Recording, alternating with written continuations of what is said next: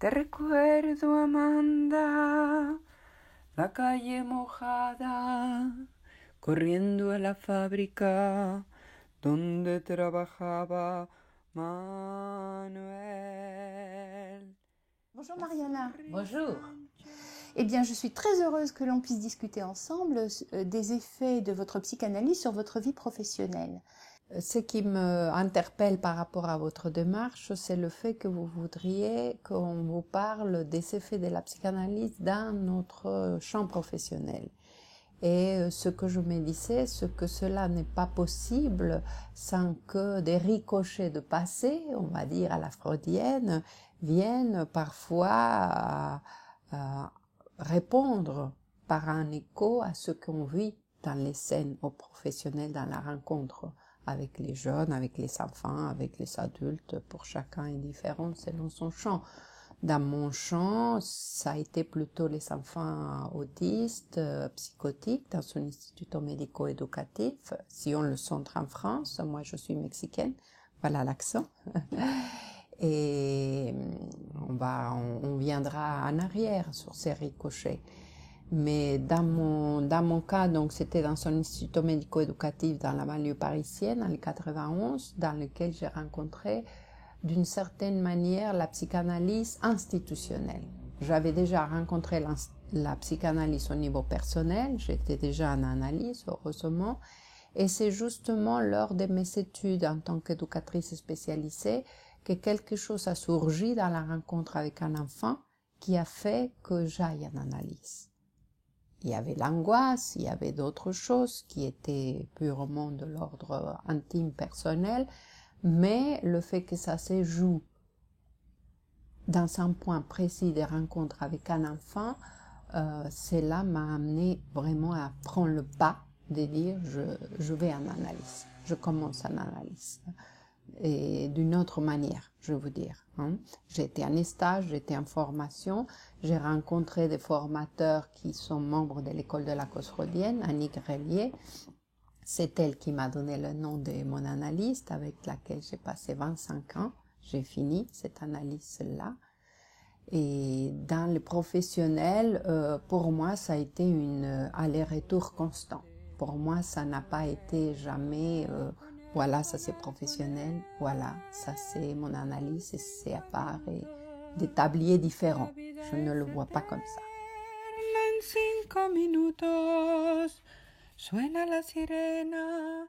D'abord au Mexique, j'étais institutrice. Ensuite, j'étais institutrice spécialisée, travaillant dans une école active qui existe toujours et que pour moi, c'est un modèle, puisque ça va de l'école maternelle jusqu'à l'obtention du bac. C'est une école active qui s'appelle Pierrefort. Et c'est un jésuite français qui a créé une méthode qui s'appelle l'éducation personnalisée. Et j'ai eu la chance de donc quitter ma ville de naissance, Aguascalientes, et partir vivre à Guadalajara, où il y a cette institution où tout de suite j'étais reçue, accueillie 2 ans après avoir eu mon diplôme d'institutrice. Et là, j'avais toujours comme envie de m'occuper aussi de ceux qu'on laisse à côté du système scolaire, de ceux qu'on laisse ou qui n'ont pas de place, ou qui apprennent autrement, ou qui savent pas quoi faire avec le savoir. Et cette école s'était prêtée à ça. Donc c'est une école dans laquelle tout le monde pouvait être admis. Bien sûr pas des grands handicaps, mais des enfants bizarres. Et pour quelque chose qui est toujours là, à chaque fois, même en étant institutrice, j'ai eu toujours affaire à des enfants avec un handicap, avec une bizarrerie, avec une différence. Donc j'ai travaillé 2 ans dans l'Institut Pierrefort et j'ai voulu savoir plus sur cette méthode et l'appliquer plus. Je me dis c'est la marche, c'est aussi orienté par Maria Montessori, italienne, la méthode Montessori. J'ai dit si c'est la marche dans cette communauté de travail avec d'autres enfants et des adultes d'une telle manière, cela devrait marcher encore mieux avec des enfants qui sont vraiment tous dans le décrochage, dans l'exclusion, dans la différence, dans la bizarrerie. Et moi, je me sentais bien avec eux. Je me suis toujours bien sentie avec. Et donc, j'ai quitté le Mexique pour venir rejoindre ici à Paris l'école d'éducation personnalisée. Mais j'étais fortement déçue. C'est que, bon, c'est comme ça. La nouveauté, je ne sais pas, ce qu'il y a quelque chose de créatif, de très vivant au Mexique, fait que nous sommes à l'avant-garde de tout ça. Moi, j'ai trouvé une éducation trop classique. Donc, vite, j'ai quitté ça et j'ai décidé de faire des études d'éducatrice spécialisée. Et c'est là, donc, des rencontres beaucoup plus proches avec l'handicap, avec l'autisme, avec la psychose, avec les schizophrénies même infantiles ou adultes ont eu. La sonrisa ancha, la lluvia en el pelo. Et donc la scène qui m'a marquée quand j'ai fini mes études et que j'ai commencé à travailler dans cet institut médico-éducatif avec Jean-Daniel Maté et Yasmine Grasser qui étaient depuis longtemps dans cette institution, c'est une scène dans laquelle une enfant veut s'en aller. Et c'est un costaud, Arthur, je me rappelle son nom, Arthur. Et il veut partir, s'échapper. Et je ne savais pas quoi faire pour l'empêcher. Je savais que mon corps ne suffirait pas. Il suffirait qu'il me pousse et il partait. Et il partait souvent. Et on s'inquiétait beaucoup de où est-ce qu'il s'en allait. Et l'invention que j'ai eue, c'est juste me mettre devant lui, mais pas dans le forçage. Pas de dire, tu ne t'en vas pas, arrête. Juste de dire, oh là là, mais où allez-vous comme ça? Et Arthur s'est arrêté. Et donc, j'ai ramené en question à mon analyse le fait de mettre le corps. Que cela avait marché, peut-être, parce qu'il s'est arrêté, il a rigolé et on a pu retourner dans l'IME. Il n'a pas dépassé le seuil et on est rentré et il rigolait et des fois il me faisait ça. « Oh là là, mais où est-ce que vous allez comme ça ?» Avec mon accent, ma voix, vous savez que ces enfants sont très sensibles à toutes ces théâtralités qu'on a inscrites dans notre pratique à plusieurs. Bah ça renvoie à un point de mon histoire. Et je pense que sans cesse, les choses qu'on fait et l'analyse nous amène à nous détacher de ces points de l'histoire personnelle qui est la brûlante pour qu'elle se joue autrement, sur une autre scène, mais en écho avec cela. Cela, ça me renvoie à ma sœur autiste. J'ai une sœur autiste qui a 1 an de moins que moi. Donc moi j'ai 52 ans, elle a 51. Et elle faisait comme ça en fait et je n'avais pas réalisé. Elle s'échappait tout le temps de la maison et ça nous inquiétait beaucoup. Et jusqu'à le jour, mais je ne me rappelais pas, quand on est sur la scène professionnelle, on n'est pas branché inconscient tout le temps. On est pro, on est là, on fait avec ce qu'on peut. Mais si on a fait le choix de se coltiner ces jours d'enfant, bien sûr que c'est pour quelque chose. Ça allait avoir avec le savoir. Voilà. Et donc, je pense que cela s'est joué de la même manière que quand ma sœur partait, un jour où moi j'avais 8 ans, je lui dis, puisque tu pars, dis-moi où tu vas. Et je l'ai ouvert. Au lieu de mettre mon corps pour l'arrêter, je me suis mis de côté, je dis, montre-moi. Te recuerdo, Amanda. Je suis membre de l'association La Main à l'oreille que j'ai cofondée avec Mireille Battu, qui est une mère de personnes autistes. Et nous avons décidé en 2012, lors de la bataille de l'autisme très fort contre la psychanalyse, que notre expérience, toutes les deux en analyse, on va découvrir qu'on n'est pas les seuls, heureusement, il y en a beaucoup d'autres parents qui ont fait une alliance avec la psychanalyse et que la psychanalyse les a aidés comme à moi à comprendre qu'est-ce que c'est que d'avoir une sœur autiste. Et mon chemin, c'était le choix d'aller voir directement pour pouvoir m'en détacher de cette place-là. Et donc, je suis absolument pas gênée de parler de ma sœur Claudia, que je nomme aussi. Voilà, parce que cette association, tout le monde le sait, le connaît. Jusqu'à là, ça restait de l'intime. J'y étais mêlée comme avec Arthur, avec le corps. Donc, je me rappelle très bien l'analyste qui m'a dit, oui, il faut mettre le corps. Et ça, vous le savez. En tant qu'analyste, on met le corps même si on reste à 6. C'est notre corps qui est présent, qui est là, qui parle, qui dit, qui agit, qui dit bonjour soir, ou comme pour Susanne Homel, quand elle parle de cette séance avec Lacan, qui lui dit une geste à peau.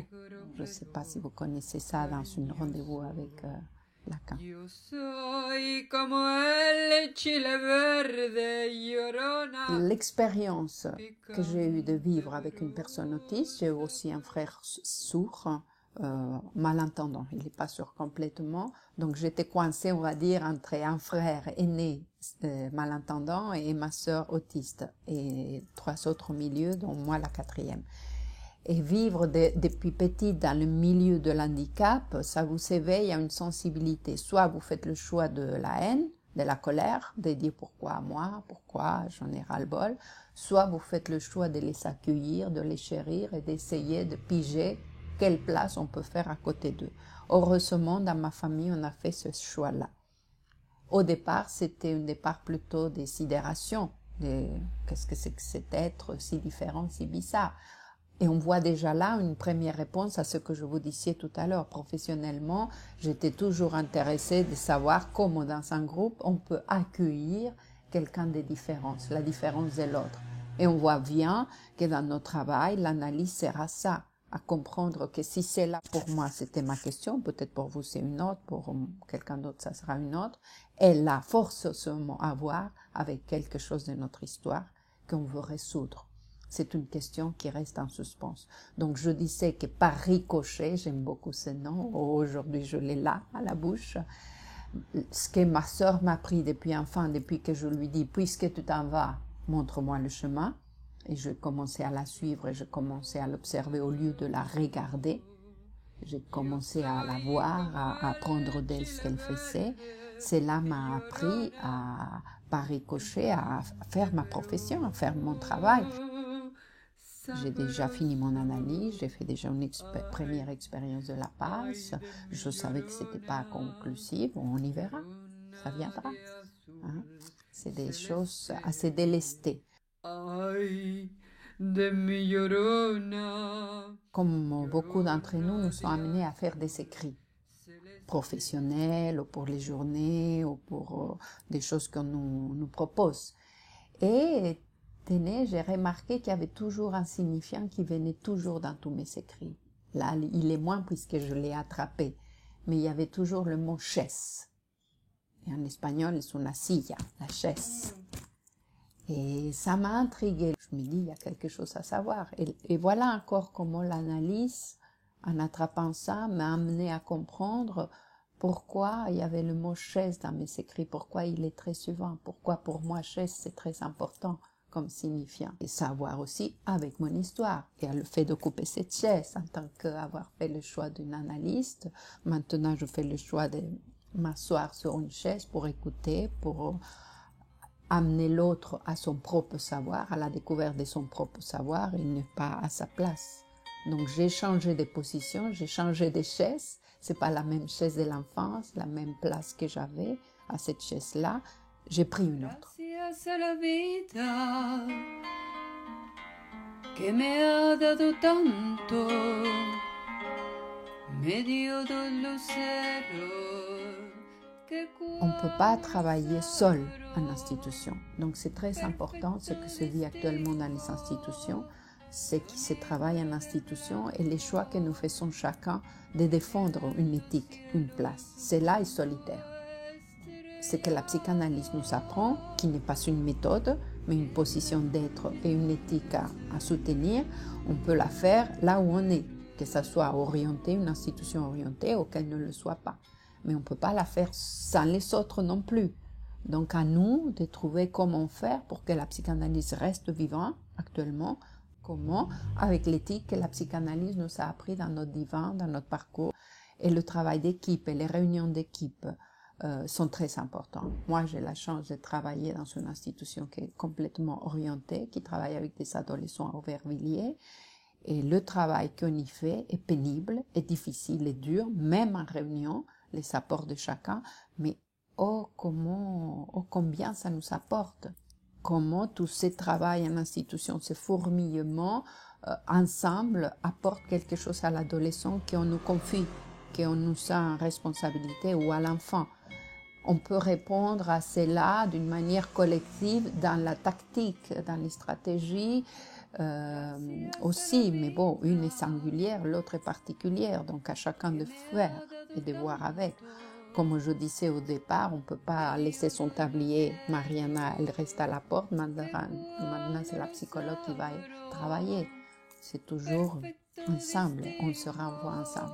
La psychanalyse, en tout cas moi, m'a appris qu'on ne peut pas faire sans soi-même. En el alto cielo su fondo estrellado y en las multitudes el hombre que yo amo.